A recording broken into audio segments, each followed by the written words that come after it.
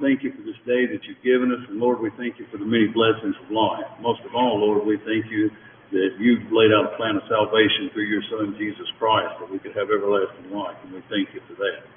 Lord, I just ask you to be with our community as we deal not only with the pandemic, but with business owners struggling. God, we just ask you to watch over all of us, keep us in your protection, and Lord, just give us wisdom and guidance as we go through our day-to-day lives.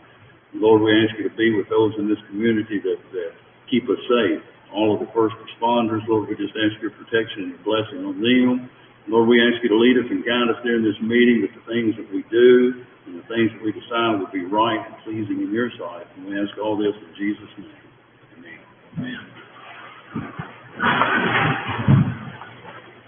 Pledge allegiance to the flag of the United States of America and to the republic which stands one nation under God, indivisible, with liberty and justice for all.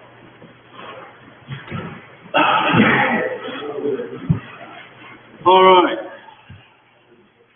Gentlemen, if y'all had an opportunity to review the minutes of our August 4th meeting, I just need a motion and a second to approve those minutes. Motion by Nate, second by Myron. All in favor, aye? No. Aye. Any opposed? Motion carries. Next on the agenda is we took this up in our last meeting, and we have the second reading and passage of fiscal year 2021 budget amendment ordinance number 220.216. Just need a motion and a second on that amendment. Second. Motion by Marty, second by Scott. Any question or discussion?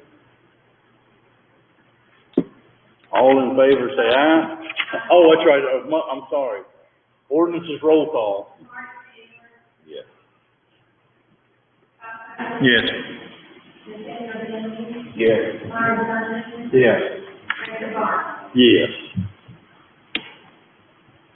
All right, next is also a second reading of another ordinance that we had first discussion on in our last meeting. It's second reading and passage of ordinance number 920.113. It's amending zoning regulations. Need a motion and a second for that second reading. Motion by Nate. Second. Second by Myron. Any questions or discussions? The only thing I will say is we do have a piece of property on Vance's Mill Road that will be addressed by this amendment like immediately.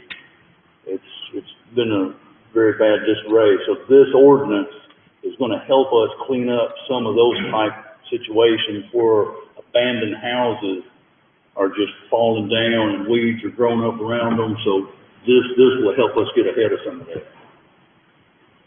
Any other question or discussion? We're ready. Yes. Yes. Yes. Yes. Yes. All right, gentlemen, the next item on the agenda is I met with the fire chief and another gentleman from RST last Tuesday. I'll bring the chief on in because I'm sure there may be questions or just some things that he might be able to discuss more clearly than I could. But what we're looking for is to authorize a resolution to work with immediate response field technology to reclaim some money expended, and I'll let the chief explain how this works a little bit. Okay, good morning. So, yeah, the judge is right. This is something I actually started on probably about a little over a year ago, and it's a cost recovery program.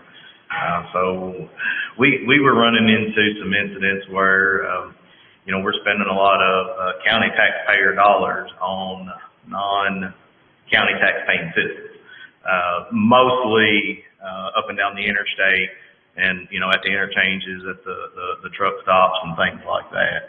So, and again, when we're talking about fuel spills or vehicle fires, high loss deals that cause us to, expend more than a normal run. We're there for several hours. We're having to use, products as far as like spill containment products, things like that we're just currently not getting reimbursed for. And again, those are just the dollars that are coming out of our line item that are gone and, we'll never see again. This is nothing new. I mean, communities do it all over. A lot of communities and, I went with this company. I've reviewed several different companies, kind of look, figure out. This one has a lot of good features that I like. A lot of the folks up and down I-65, there are several departments in that area that use, this particular company. But basically the way this would work is we go to an event. And again, this is geared towards the non-Simpson County resident by and large. There's a little caveat to that, and I'll be happy to explain that here in a minute. So these events where, semis are coming through, they have the fuel spills, they have fires or whatever. We go out, we keep up with our time, what material we used. Then we just basically create a sheet, and I think we do it over, we just fill in a thing on the website. It generates a bill. So the number that they use is a kind of a conglomeration, mostly from the FEMA number, that FEMA says, hey, this is what a fire engine is worth, here's what a firefighter is worth, their time. They take that, the state fire marshal has a schedule, and they kind of blend them. They get a comparable average, and then he takes that bill, and he's basically acting as an agent. We sign the contract, they kind of act as an agent based on the parameters that we say. So if I say I want to bill the non-Simpson County resident, then that's who gets billed. So if it's a Simpson County resident and we say, no, we don't want to bill those folks, then they do not get billed. So we enter that information, we feed it to them, they collect on that. And you can keep in a situation, if you had an accident that just was a Simpson County resident, say there was oil and fuel and whatever on the road, we don't even have to submit a claim. So, no, we don't have to submit anything. We submit it, they act as an agent to collect on our behalf. So as far as outlining the parameters, and again, we're not trying to collect from the normal car wreck, here in town, 2 vehicles, we show up, we're there for 10 minutes, there's a little bit of oil drive, because chances are, the tow company, it is the tow company's responsibility. Let me say that. It is not the fire department. We're there to mitigate, which means try to stop, make things better. We're not there to clean up. Okay. Now we often do clean up, especially on major intersections, traffic, just to try to help, get that going. A lot of times we have everything swept up, it's in a trash bag, sitting by the car, and, we're rolling out when the tow truck is rolling in. And we're just trying to, expedite the process so that we can get the road open and, everybody can go home. So having said all that, so yes, to answer your question, 2 residents, Simpson County, have a standard accident. That's not what we're looking at here. Okay. So, we're looking at the bigger spills, the bigger fires where, we're there for 3 or 4 hours. We have to use materials, pads that soak up the materials, the oil drives, all that kind of thing. This also gives us an avenue. You guys may or may not remember, but we did have a fire, last year or so. We used the hazmat ordinance that the county already has to go back and reclaim some. This kind of expands upon it. For instance, a little over a year ago, we had an accident out on the interstate, major accident, fatality, several semis involved. And as part of that, hydraulic fluid, oil, all that everywhere. So as we're trying to extricate, a couple of the guys are just covered in diesel fuel, on their turnout pants. Diesel fuel going into a fire, it's not a good thing, I don't have to tell you, but it destroyed the pants. So and they're not cheap. A set of turnouts, $2,800 roughly. So, and again, those are just destroyed. This gives us an avenue to recover those things as well. But anyway, so as far as the fee goes on that, one thing I did like about this, on this program, the fee is added to the top of it. So it doesn't actually come out of that bill with one exception, a minor exception. But we turn in that bill that I was describing is generated. This administrator adds a 15% administration fee into that, and then they go collect that bill. Then we get the full amount that we had asked for, and they get their 15% on top of that. Other programs took the fee out of the bill, that we would have originated. So that was one good thing that I did like about this program. So, and to give you an example, well, let me say this first. That again, we talked about covering non-Simpson County residents. Now, where the Simpson County residents might come into play is things that are above the norm. So if they were large business owners who had semis that traveled and those, wrecks or whatever that caused us to have to do the same thing, then we would be looking to do cost recovery on that as well, potentially. So we could, again, the same process would happen. They would get a bill.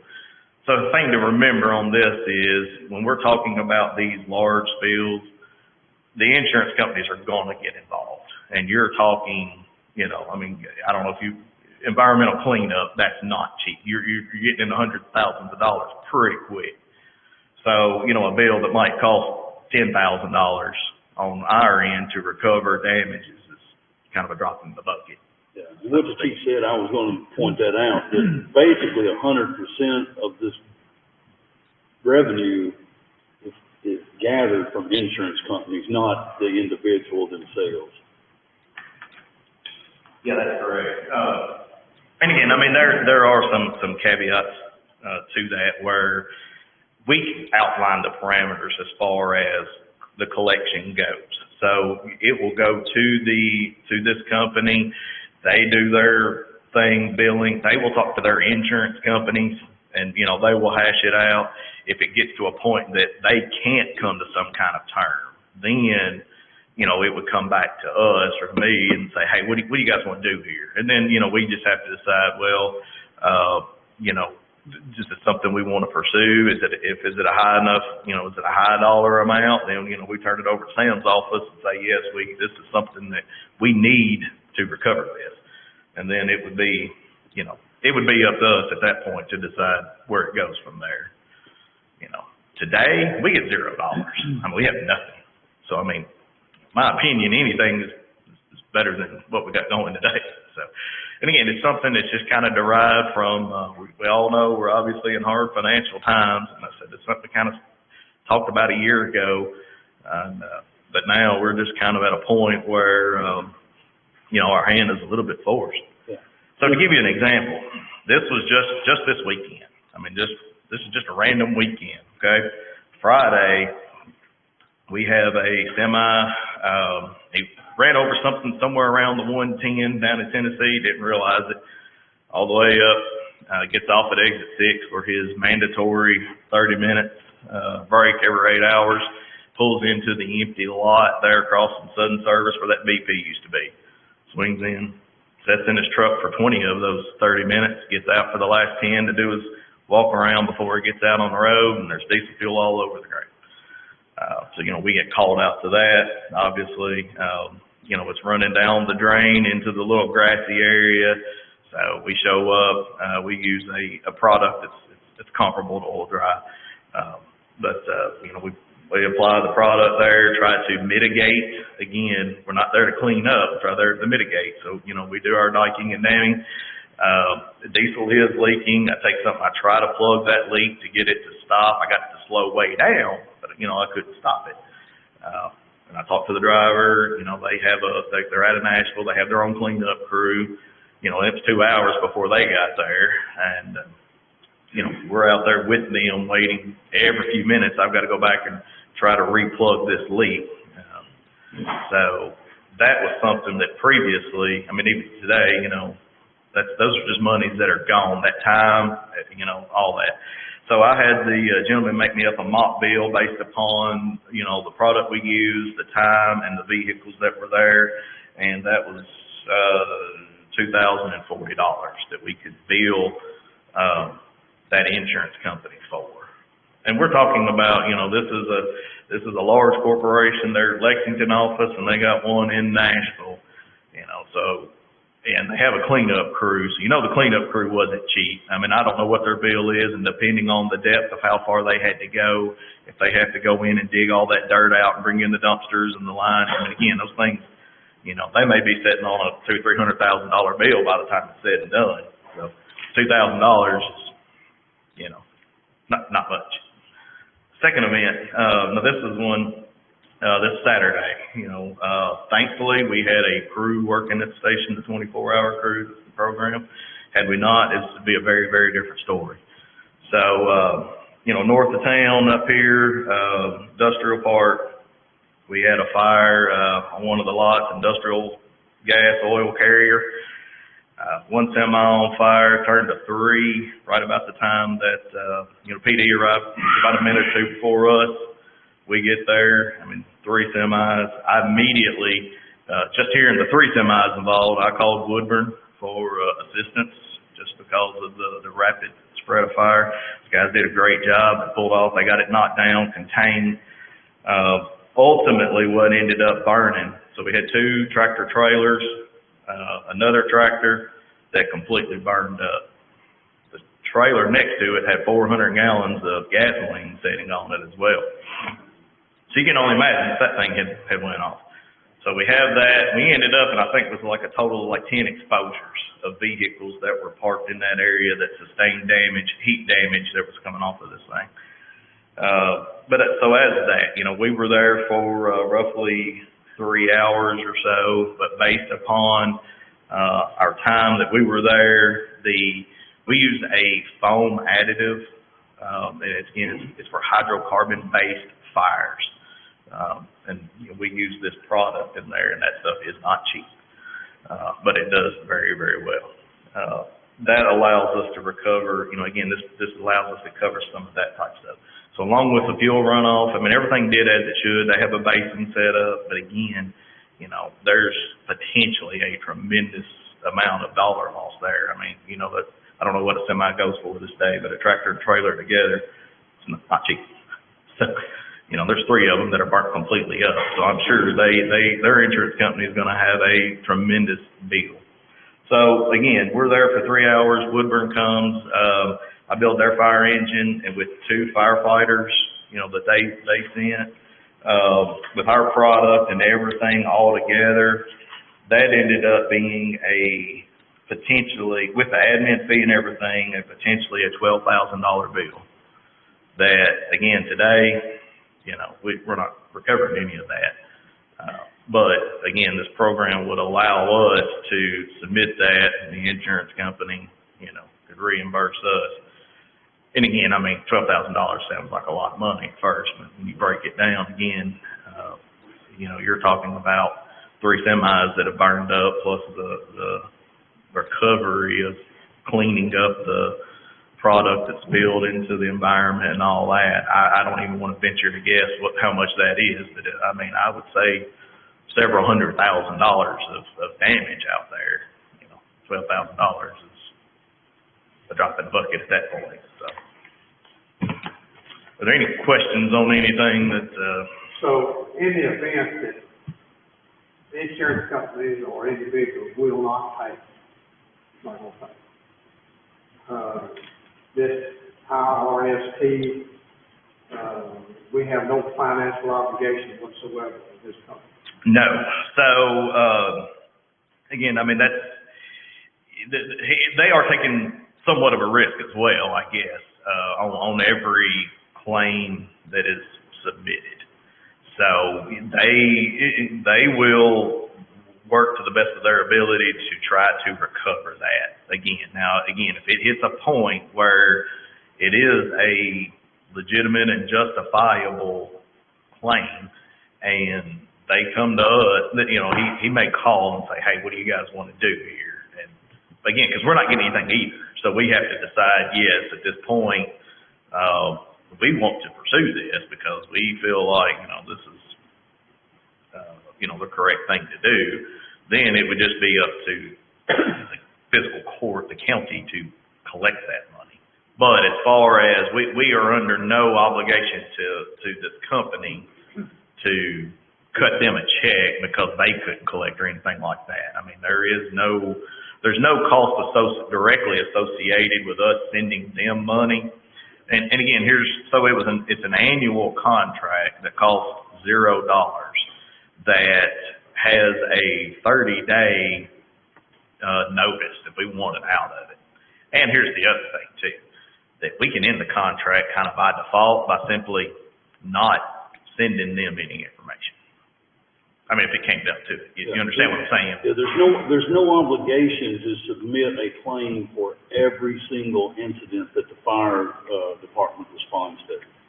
I mean, they only get the claim information that the chief would submit to them. Yeah, and the fact is, so we use that same parameters to say, okay, who is involved? And, you know, again, if it is one of those deals where, you know, these are two Simpson County residents that have had that, you know, we're not even going to submit it because, you know, that they're already paying taxes for that service and we're providing that service.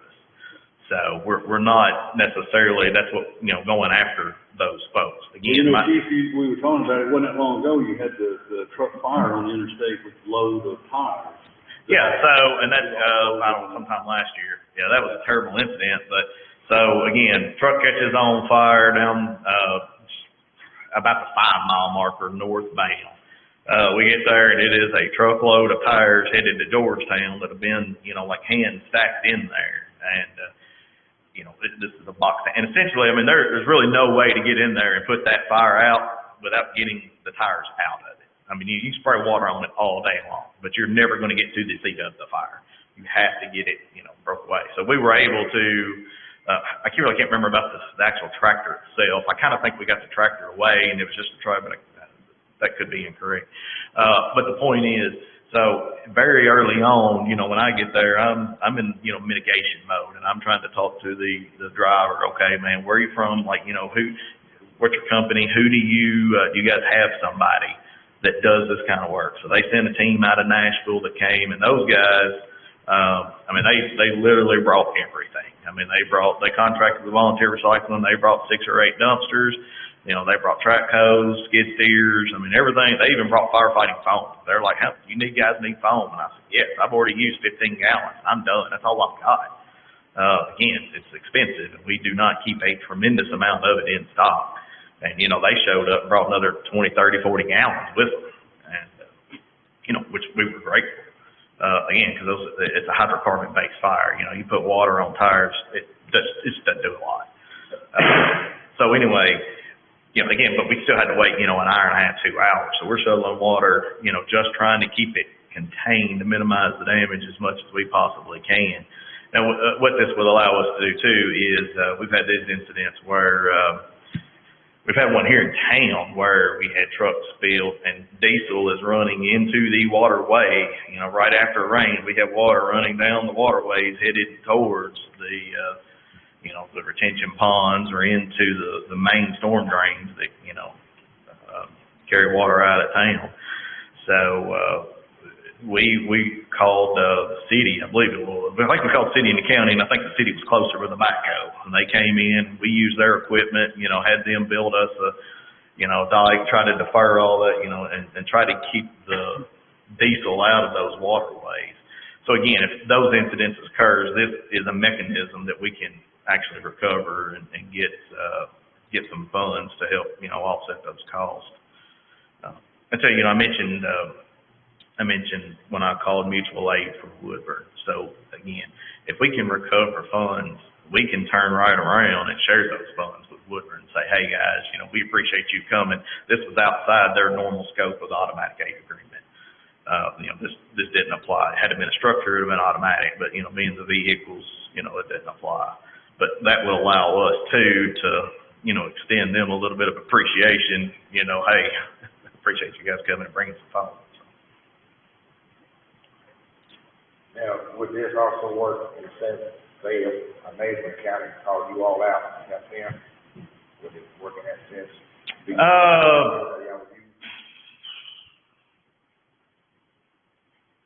That is a good question. And I do not have a good answer for you. I mean, if we do this and we had to have a resolution that would apply to allow us to do this in our county, I don't know that that would extend. I simply don't know. That is a good question, and honestly, I had not thought about that. Most of the time, the way these mutual aid agreements work, they're really just a gentleman's handshake that says, you know what, you call me, I will come, and and we do go, we provide mostly water support, taking tankers and stuff, and that's generally about the extent of it. Generally, we're on the receiving end. Woodburn and Portland are really good, and when those folks come, when Dixie Discount burned, we had Portland come to help us out. They brought foam. We bought foam, and I turned around and took it back down there and give it to them. Because again, that stuff's not cheap. So I simply don't know. That is a great question. I can try to find out, but it may have to be that we have some kind of resolution or something like we're doing now to probably the same question. How about that?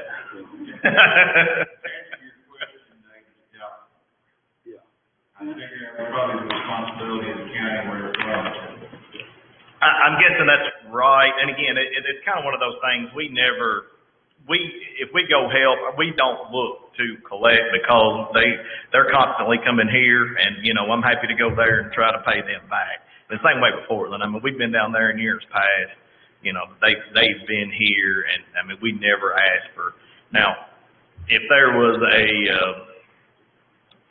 I guess if there was something that was really extensive that we lost, something of high dollar value or something of that nature, then we might.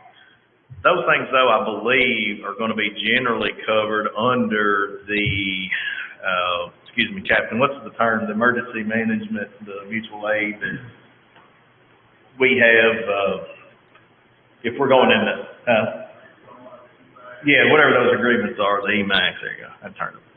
So those agreements that emergency management would have with certain counties, and I think that's where we've been able to, like on the state side of things, if we were to go somewhere outside of our borders to do assist with a rescue, we have called in people.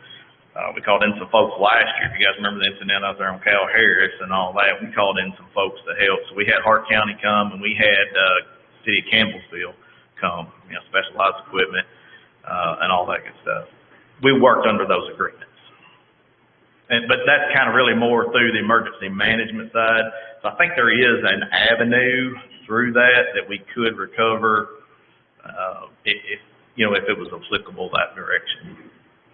Yeah, I think, gentlemen, the big thing is, I don't think this is going to be like a huge revenue producer, but it would help recover some expenses that the fire department incur on these type calls. It could help ease a little bit of some budget woes, but it's not going to be a revenue producer. It's just going to help cover and recover some of the expenses and costs.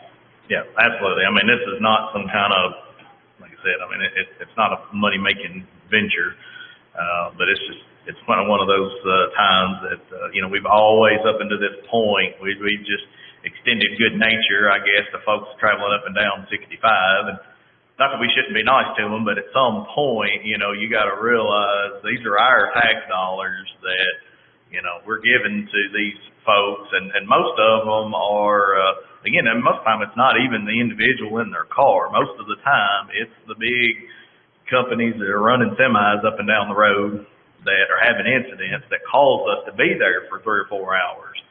And, they certainly most always have the insurance companies and stuff like that. They have the means to pay it, so. Sam, have you reviewed this contract? I mean, it's what I said it is, isn't it? I mean, it's pretty, as far as contracts go, I think it's pretty open. Pretty self-explanatory. Yeah, I mean. I see no reason not to go through with it. Well, if the court's decision is to proceed, what we would first need would be a motion and a second to approve resolution number 2020-08-18 to, authorize the immediate response spill technology contract and, authorize the judge to sign that resolution. So I got a motion by Nate. Myron, will you Yeah. set your own second? Any other question or discussion about it? We're absolutely clear we're not gonna do this. We're not doing this to the Simpson County residents, right? No. Okay, That would be my only, Yeah, this is gonna I'm be all about transient- recouping. This is gonna be transient, activity. Well, I understand. So here's- I wanted to double. Let me- I thought yeah. the chief was the same. let me say this for clarification, okay? Because this is where we need to decide that we're all on board, okay? So when I said that, we're not interested in the Simpson County residents that have the two vehicles and we're there for 20, 30 minutes, whatever. Even if we got to cut them out, we're there for an hour. It's not what we're talking about. Okay? We're talking about mostly the traffic up and down the interstate and at the truck stops where, we have these incidents that cause that. The caveat to that potentially could be a Simpson County resident was this example that I gave you. This business was started by a Simpson County resident, So your businesses that are in Simpson County, if they have an accident, that causes us to be there for more than, if we're there drawn out and we got to do all that, then yes, we would try to recover, some of our expenses on the bigger. Basically, you're talking commercial business. That's what I'm getting at. Passenger issues, you're talking about commercial. I'm not- No risk. Again, so, and I say that most of these places are not owned by Simpson County businesses, but this particular one is a very large business and it is Simpson County. So, that's where I don't want there to be some muddy waters there. I want to make sure we're all on board that this is a commercial deal that is a very large, deal that I think, my personal opinion, this should apply to. But I just want to be clear, so that you guys understand what you're voting on as well, that there is potential that they are Simpson County residents in the sense that they own the actual business. Does that make sense to you? Okay. Any other question or discussion?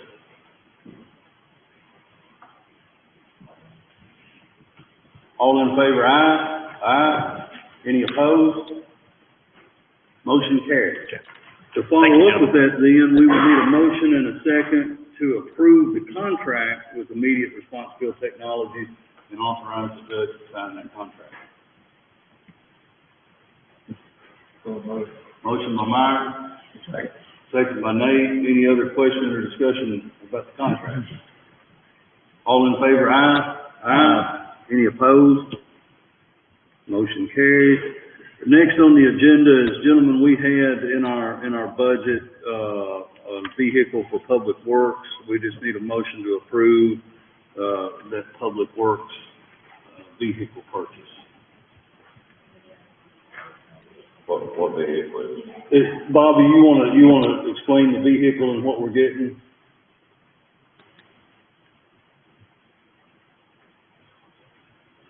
What we're looking for is just to put out the bids, a ton work truck. We don't have that. I've also budgeted for a trailer, which would be below the cost of bid, but we do that later. So I was just looking for a flatbed ton. We could put a gooseneck or a little heavier trailer, give us a little more options. Because right now, either it's the dump trucks or pickups or the bumper hitch on it. Something we don't have, but just something we're adding to the fleet.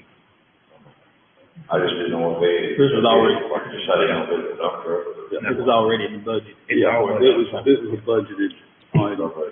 Motion by Marty, second by Scott. Any other question or discussion? All in favor, aye? Aye. Any opposed?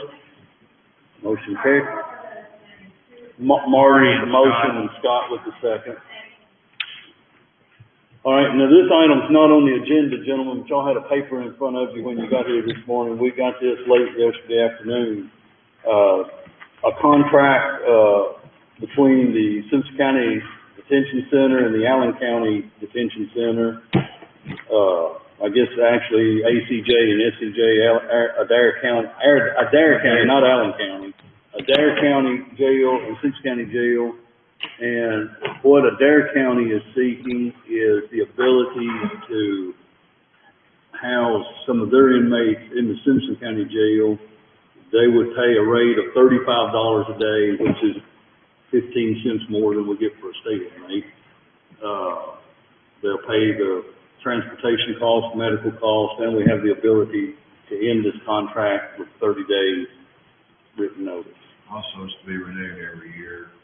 It'll have to be renewed. I mean, that way you're not binding subsequent fiscal courts. That's in the terms as well. How many inmates are they anticipating?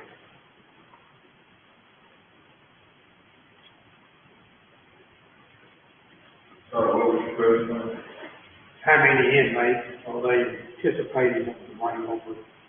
Right now, I think they have like 90 beds and they're pushing 200% capacity. So right now we have 26 open beds, in our facility, and,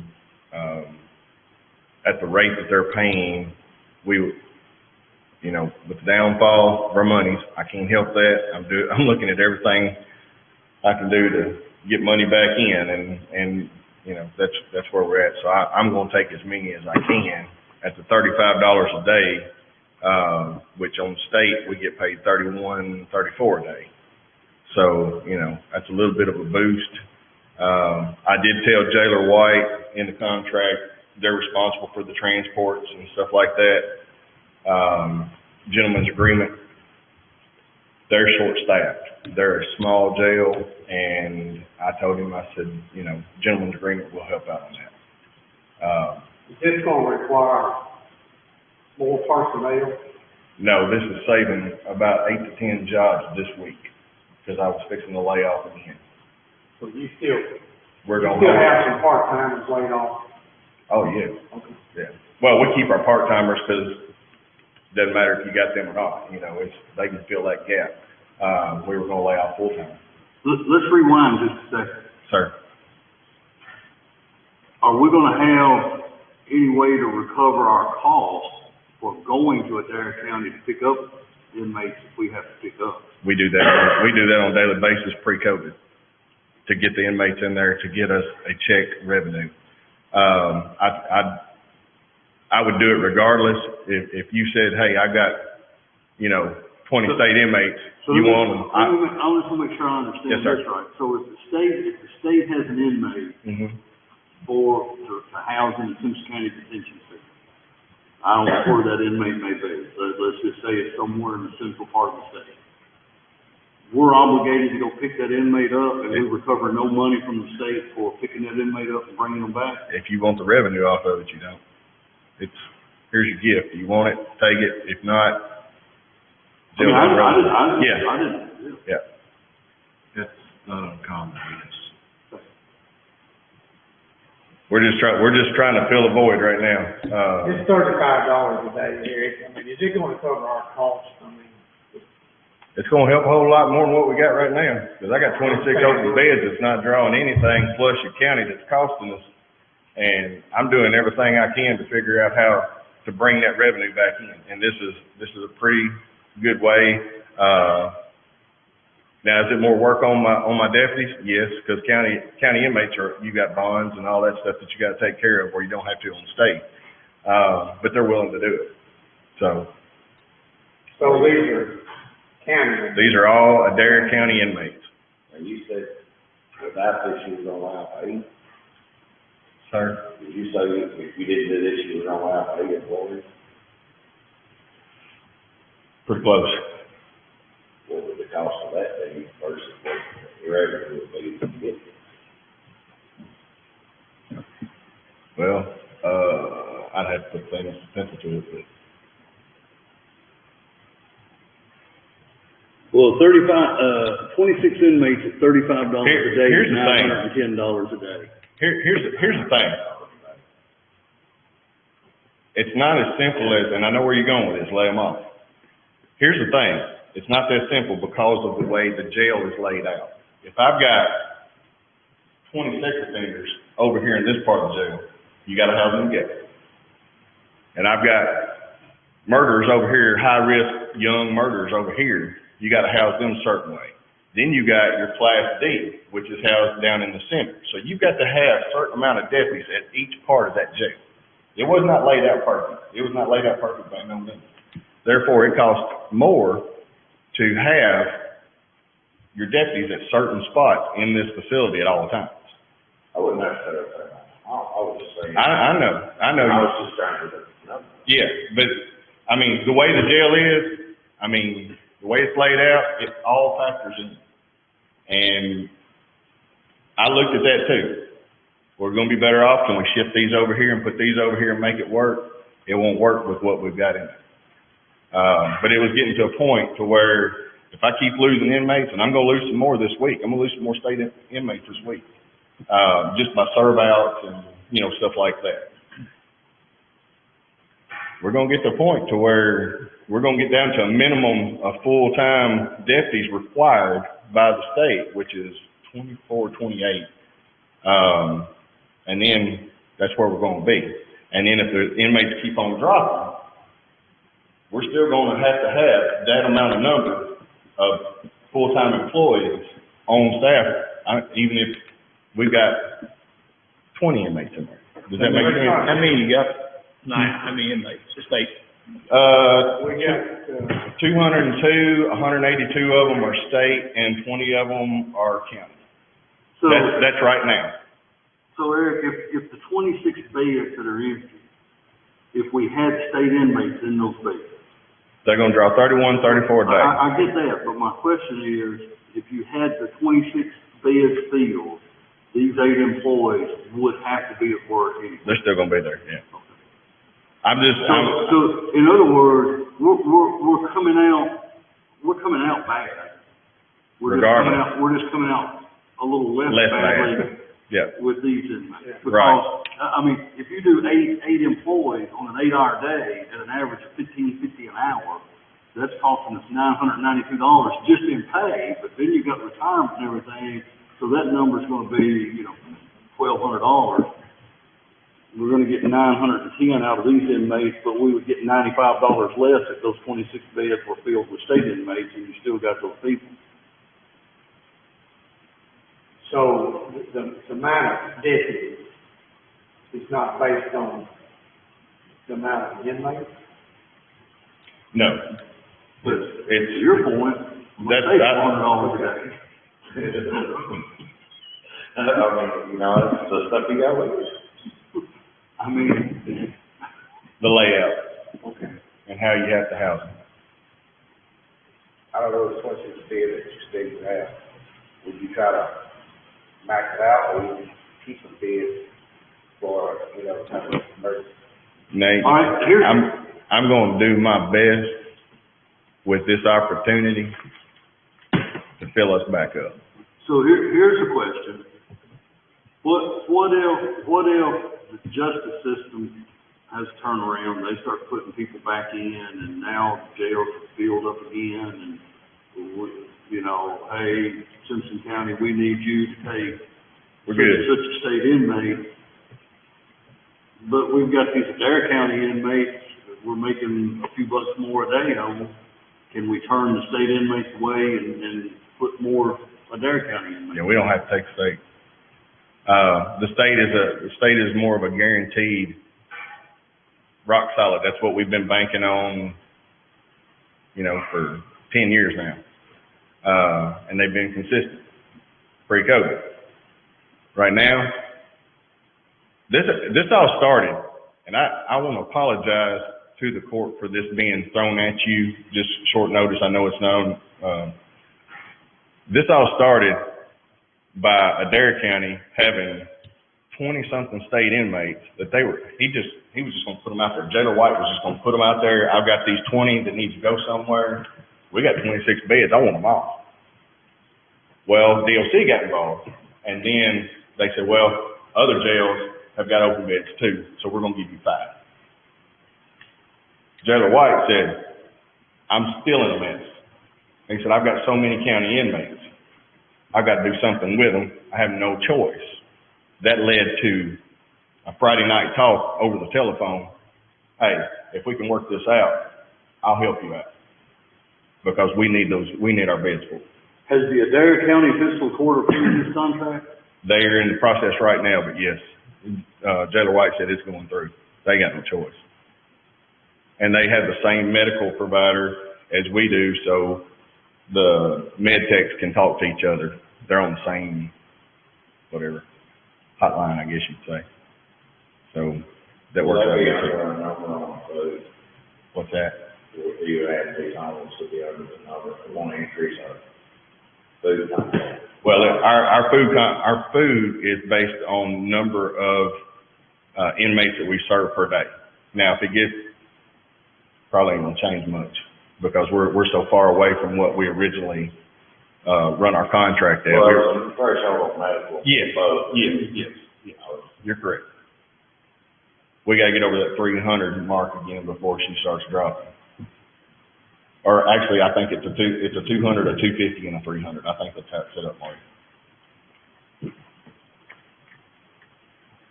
So I would appreciate, I mean, like I said, this is to try to lessen the burden on what we're facing. Because like I said, COVID has messed us up. And that's out of my control. And like I said, I'm trying, to lessen the burden.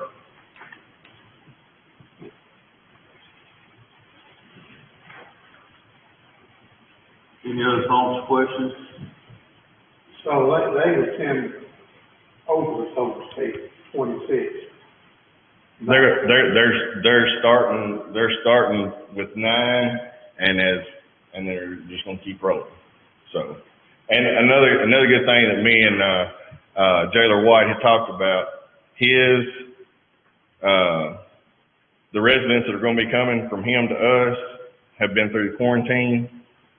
So You don't have no problem. I don't have no problems there. I've got my quarantine set up so we can lessen the quarantine time, so we can disperse them into the beds quicker. So we got a gentleman's agreement there. Myron, if I might, contract doesn't limit it to 26. It's basically, We can take 100. I'm gonna say it just says a portion. And so a portion can be 5, it can be 1, it can be 100. Okay, so I mean, that's why I kind of left that open because Right. you don't want to limit yourself one way or the other. This is not a If we had new, one more today, we'd have a population of 220. right. So, I mean, I know you can handle. Yeah, oh yeah. This is not a new strategy. Madison County, they probably got 200 dispersed to other jails in the state. So Because they don't have a choice. You drafted this I contract, did. Mhm. and the Adair County Fiscal Court received this very contract. Yes. They got it yesterday, and Jailer White said that's perfect, so. Just wanted you to know what was going on, and we're giving it a shot.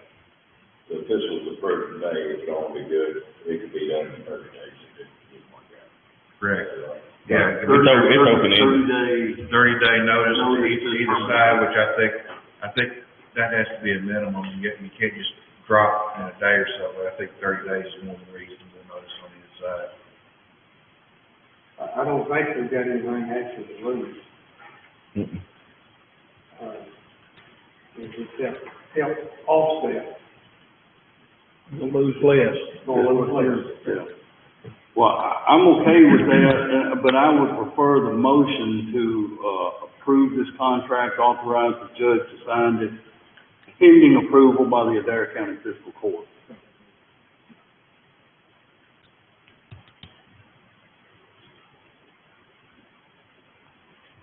Because we may be better at that, about taking their $35 than that court is about giving us their $35. Could be. And I mean, I guess honestly, if they don't approve the contract, it'd be a moot point anyway, because they're not gonna send them over here if they don't approve. Well, they have, for the contract to be effective, both sides have to agree to it to sign off. I just didn't see I don't recall seeing a place for, yeah, there he is, yeah. Both sides have to Yeah, sign. Judge Cowan's name's on there. All right, so what's the desire of the court here?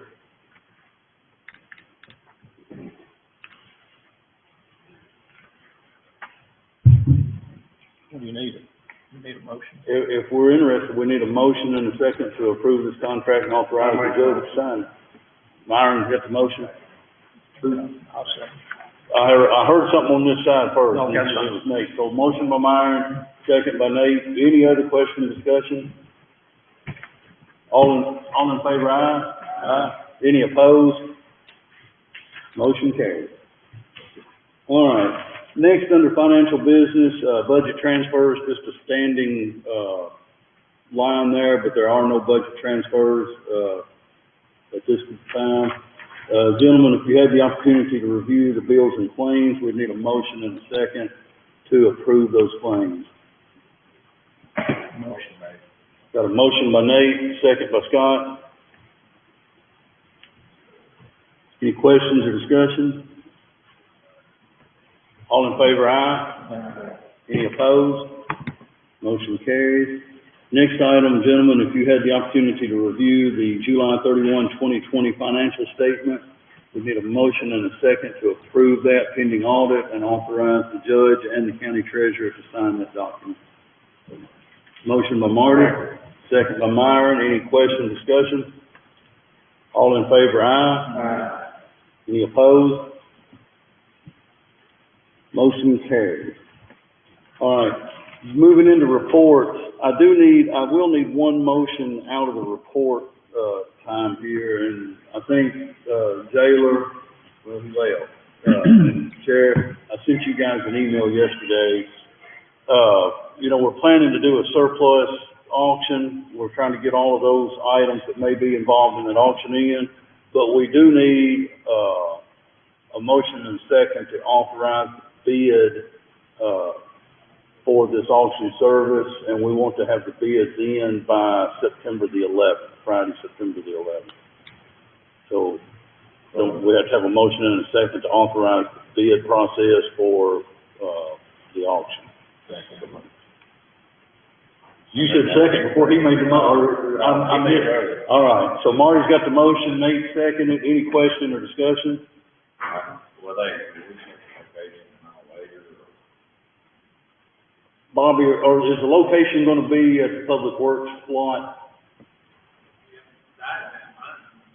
I just want to right there.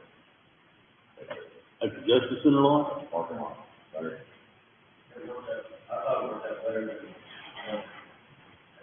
Unless he's got a lot of stuff he has to do. It doesn't matter, they did it last time down there, trying to take it in it, and most of the stuff came out of the jail area, I think.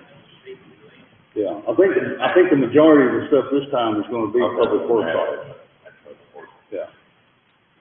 All right, so I had a motion by Marty, a second by Nate to authorize to bid for the auction, and the auction location will be at the Public Works facility. Any questions, discussion? All in favor, aye? Any opposed?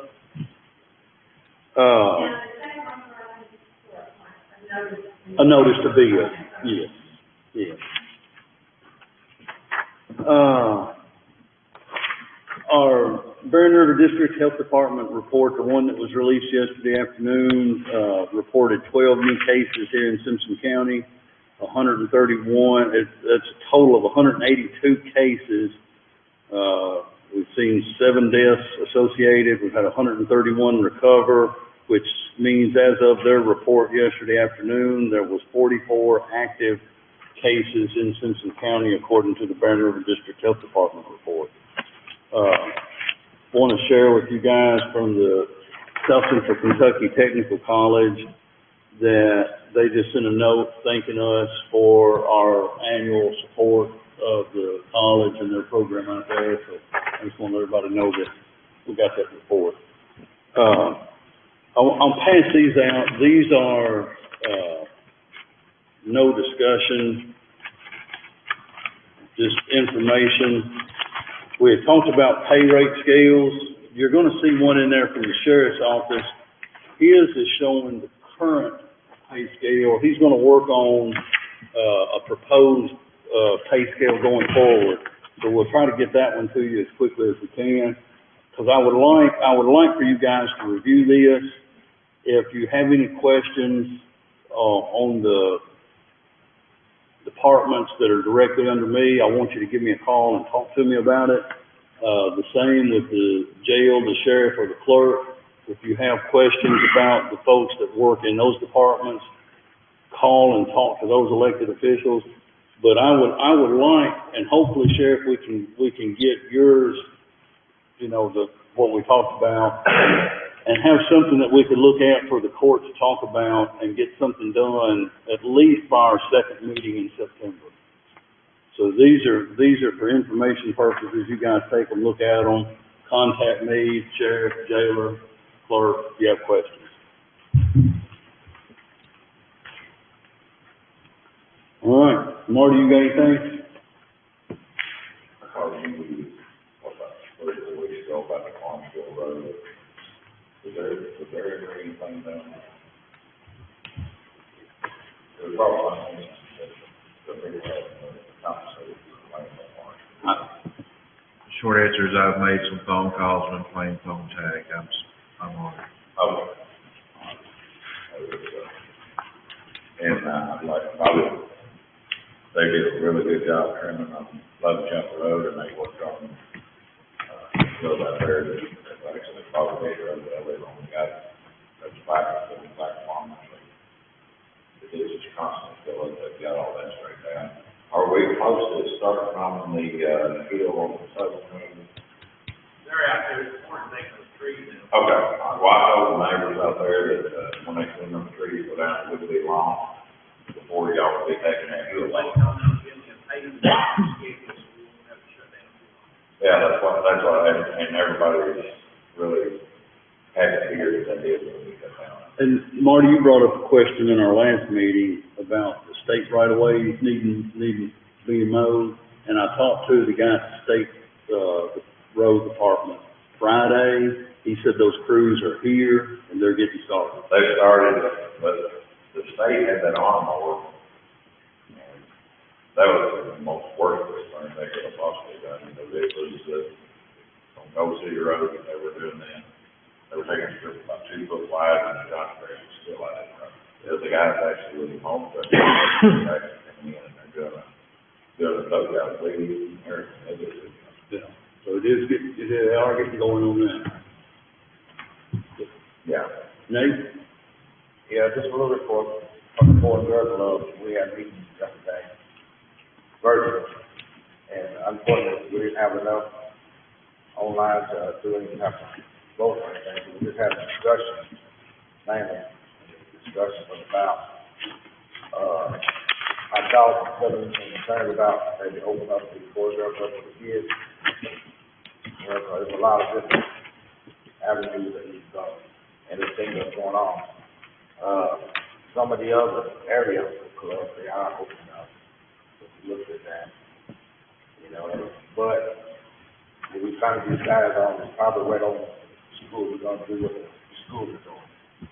You know, when they open back up, so the kids come up there, they're going to do a little bit of the house where 50 kids will come down. We thought about opening up before they get to the house, so the kids come on down, so they can get some help, you know, where they might need it. But then we might be open up ourselves. You know, our parent worms that we don't know. So we're going to go with the school idea of it. Bring the kids in there, they made it. And that was the main thing that we made it talk about. Thank you. Scott? No. Myron? Oh, yes. I had that marked on my thing and I skipped right over it. We do need to, talk about our CD rates. It's on the agenda there on the portal. Our one CD is maturing. You do what? Okay, both of them have. The general fund, and you see the dollar amount in the road fund there, and you see, our rates, I mean, while they're not good, you see that the Franklin Bank rate is quite a bit higher than any other. So, I mean, all I know to do is ask for a motion in a second to authorize the treasurer to move those 2 CDs to Franklin Bank at that rate showing on the schedule there. Second. I had a motion by Myron and a second by Nate, and Scott was on it too, but I had a motion by Myron, second by Nate. Any other question or discussion? All in favor, aye? Aye. Any opposed? That motion carried. Thank you, Nicole. I had it written down right here and just looked right over it. We did both of them on one motion. Do we need two motions for one, or can we have one motion to move them both? Move the same bank, the same rate, I don't see why you need two motions. I was gonna, yeah, I mean, That's a good question. yeah, okay. All right, Sheriff? All right, the jailer, I think, is already left. Clerk's not here. Chief, do you have anything else? Bobby, you have anything else? Carter, you have anything with planning and zoning? All right, I overlooked the council again, I'm sorry.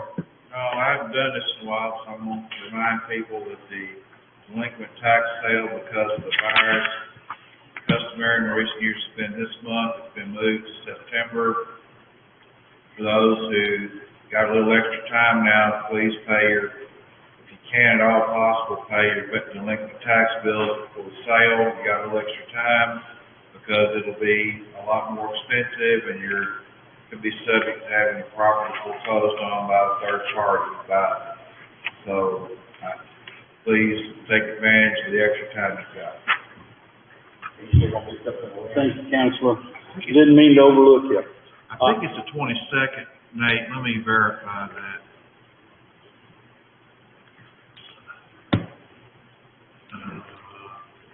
Bill? Yes, September 22nd. Okay, thank you.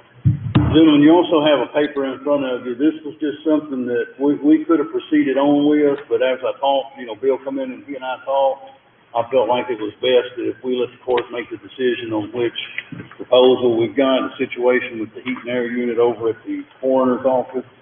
You can see, the bid, Company A and Company B. You can see the differences in the bids. The two handouts that I gave you this morning, I'm sorry about not being able to get it on the portal, but this information was just coming in, got some of the information actually yesterday morning. But, and I couldn't really put out a proposal till I talked to Atmos Gas to see if we could get a gas line put in over the coroner's building. And we are getting a gas line put in. In fact, it should be put in today or tomorrow. And they told us there'd be no cost if we dug the ditch between the street and the location of the meter. And Bobby and Anthony, Public Works, came out yesterday with a trencher that they were renting anyway for another project, and they dug the trench for us.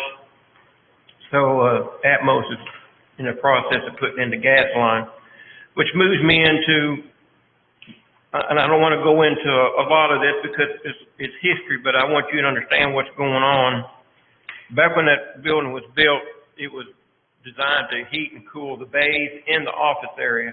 So a 4-ton heat pump with 60 kV of extra electric heat was installed. When we got into looking at all this, we haven't heated or cooled the bays in the 5 years that I've been here. And when I actually worked at Crabtree, we had that building and we never used the heat or air in the bay.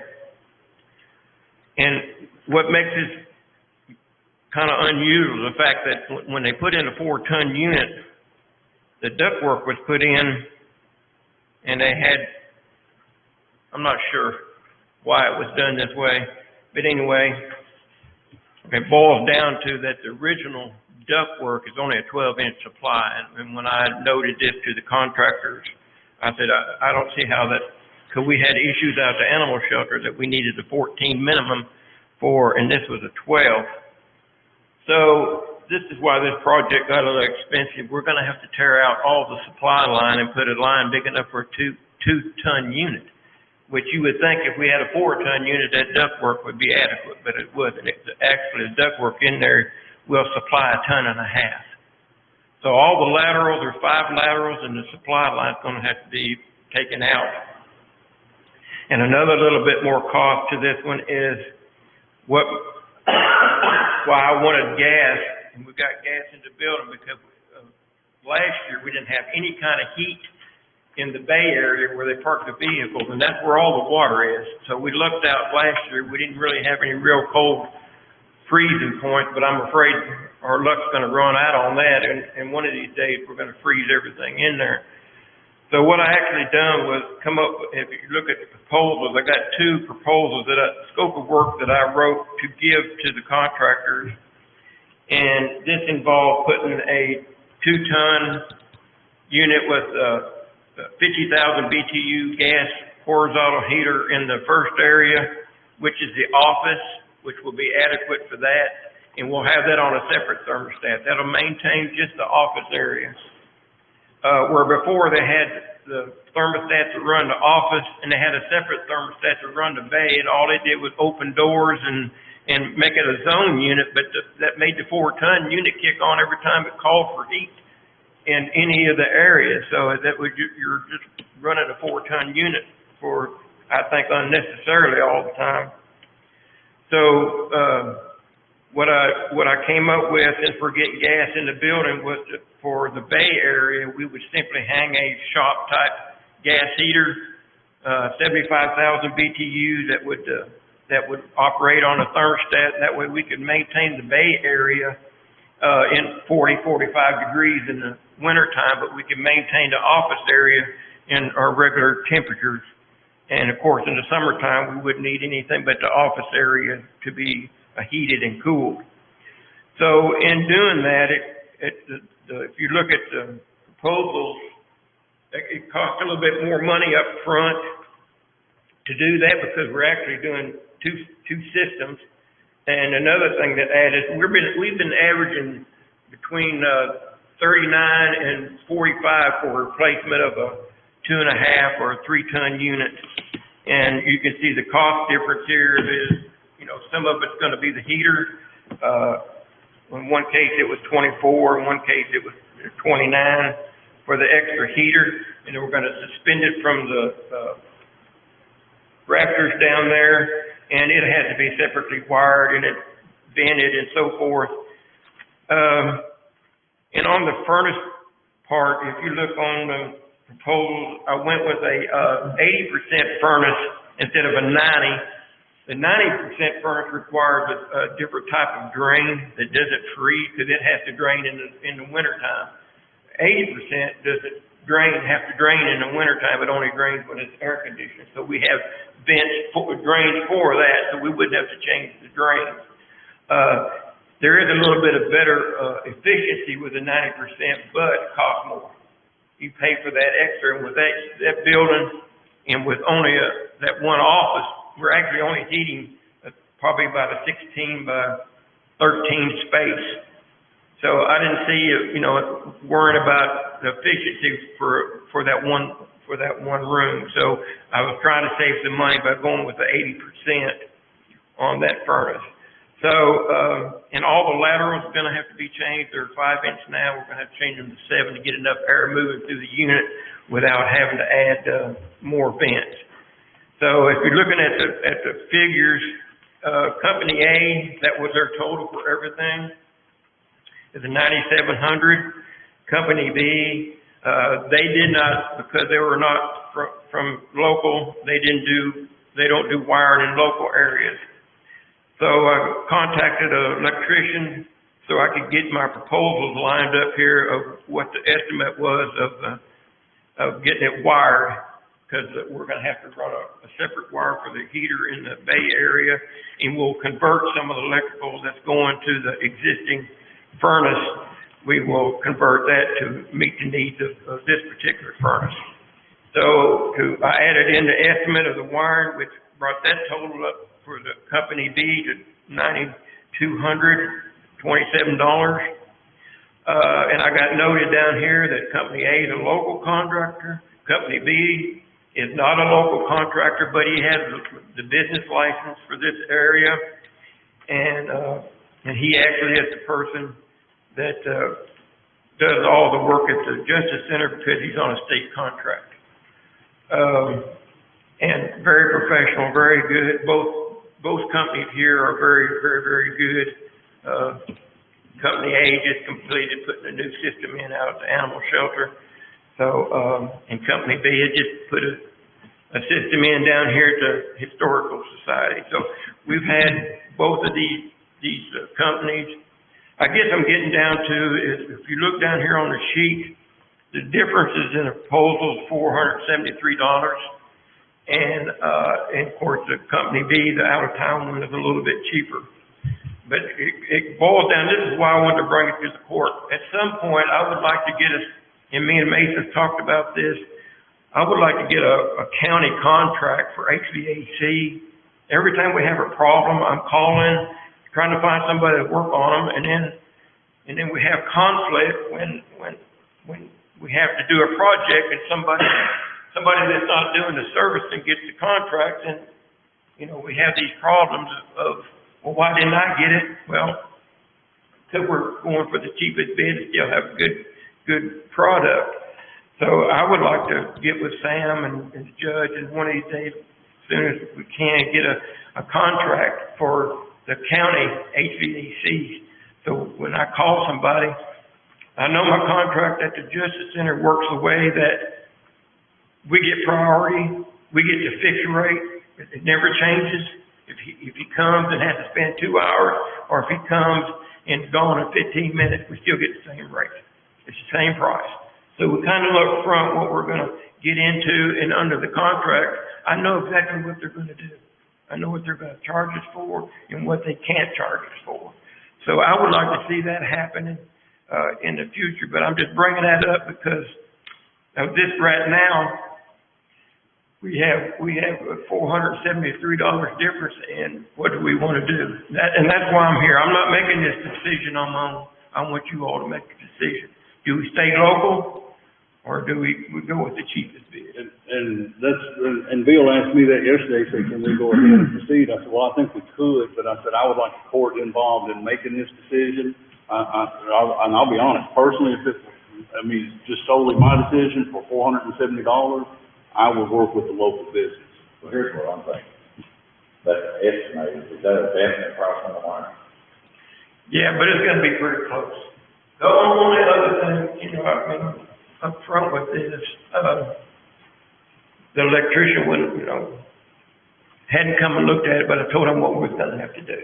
If I was doing this personally, I would go with the local one, simply because they're gonna wire it. They're gonna be responsible for all of it. It's a total bid. And I'm not saying here you got to give the electrical bid is off on the price. But if I was doing something personal, I'd rather deal with somebody who was going to take care of everything. And that's because it says they're replacing breakers and doing the wiring, and they're doing it all. So, which leads us into, if we get a contract, I'd like it to be with a local person. Well, somebody in this. And I agree with you on, I think it puts us in a better place if we have an HVAC contract to take care of all county facilities. So I agree, we should work on that. I got one number to call now. If we do a project, we can get outside proposals. But I sent out 3 of these bid requests, and we've got 2 back. That's just what I'm thinking, Yeah. I don't think it's just wasting money or spending more money than some on one thing and the other, but I really like it on a project like this, somebody that will do the complete thing and then we're done. We always strive on helping out local business people. And this is the very case right here. So if you need a motion, I'll make a motion. To go with Company A? Yeah. Okay, so I think everybody was saying yes. So Marty's got the motion that we proceed with this, work at the coroner's office with Company A as proposed. Myron seconded. Any other discussion or question? All in favor, aye? Aye. Any opposed? Thank you, Bill. Thanks. Carter, I think maybe I overlooked you. Do you have anything with planning and zoning? Okay. If there's no other business to come before the court, all we need is a motion to adjourn. Got a motion by Nate, second by Marty. All in favor, aye. Aye. And I'm sure there's none opposed to that.